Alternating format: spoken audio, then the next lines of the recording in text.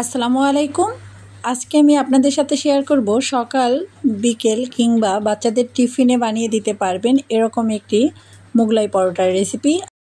মোগলাই পরোটা বানানোর জন্য প্রথমে একটা বোলের মধ্যে নিয়ে নিচ্ছি 1 কাপ পরিমাণের ময়দা আর নিয়ে নিচ্ছি 2 টেবিল চামচ পরিমাণের রান্নার তেল,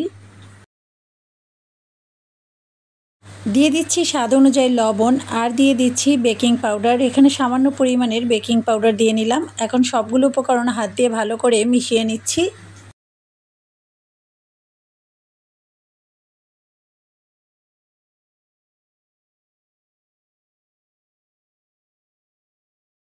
মিশিয়ে নেওয়া হয়ে গেছে। এবার আমি অল্প অল্প করে রুম টেম্পারেচারে থাকা পানি দিয়ে দিচ্ছি। আর এখানে একসাথেই সব পানি দেওয়া যাবে না, অল্প অল্প করে দিতে হবে।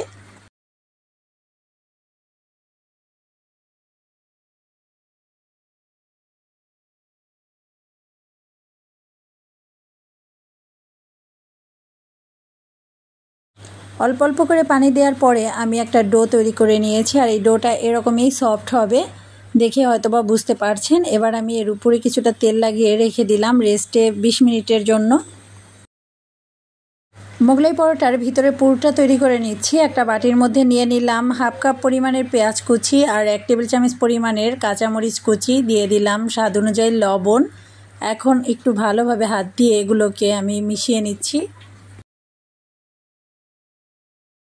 দিয়ে দিচ্ছি একটি ডিমটাকেও আমি এখন পেঁয়াজ মরিচের সঙ্গে মিশিয়ে নেব।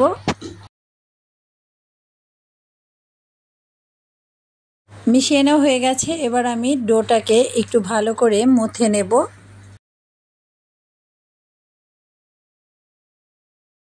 ডোটা যত ভালো করে মথে নেওয়া হবে ততই কিন্তু মোগলাই পরোটাটা ভালো হবে।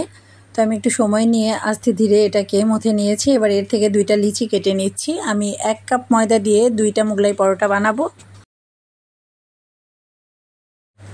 এক পিস আমি নিয়ে একটা বোর্ডের উপরে সামান্য একটু শুকনো ময়দা দিয়ে আমি একটা রুটি বেলে নিচ্ছি।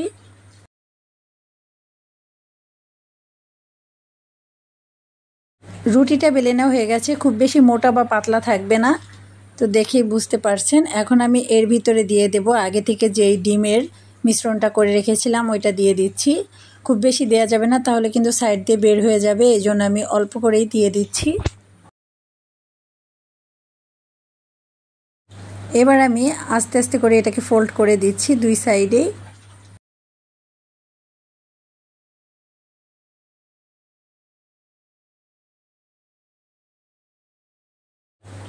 তো দেখেই বুঝতে পারছেন আমি কিভাবে এটাকে ফোল্ড করে নিলাম। আর এটা সাধারণত অনেকেই পারেন, তো এই ভাঁজটা বলে বোঝানোর কিছু নাই, দেখেই হয়তোবা বুঝতে পারবেন। ভাঁজ দিয়ে নেওয়া হয়ে গেছে। এবার আমি তেলের মধ্যে দিয়ে দিচ্ছি। যেই পাশটা ভাঁজ দিয়েছিলাম ওই পাশটা নিচে রেখে দিতে হবে, তা না হলে কিন্তু ভাজার সময় খুলে যাবে। ওই পাশটা নিচে রেখে তারপরেই তেলের মধ্যে দিতে হবে, তাহলে কিন্তু খুব সুন্দরভাবে 2 পাশেই হবে। মোগলাই পরোটা দেওয়ার আগে কিন্তু তেলটা খুব ভালো করে গরম করে নিতে হবে। এবার আমি উল্টে পাল্টে 2 পাশেই ভেজে নিচ্ছি, চুলার আঁচটা মিডিয়ামে রেখে।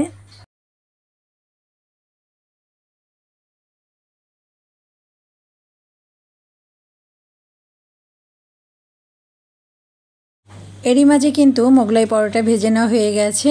আমি আরও একটি একইভাবে ভেজে নিয়েছি। এবার আমি একটু কেটে নিচ্ছি। ছোট ছোট পিস করে কেটে নিলে কিন্তু খেতে ভালোই লাগে, তো আমি ছোট পিস করে কেটে নিচ্ছি এখানে।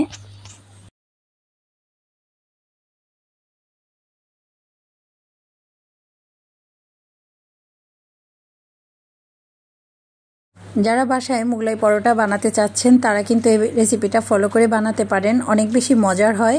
সব সময় যেহেতু কিনে আনা সম্ভব না আর বাহিরে অনেক বৃষ্টি পড়ে, ওই সময় কিন্তু এরকম পরোটা খেতে অনেক ভালো লাগে। তো সবাই ভালো থাকবেন। আজকের মতো এখানেই বিদায় নিচ্ছি। আল্লাহ হাফেজ।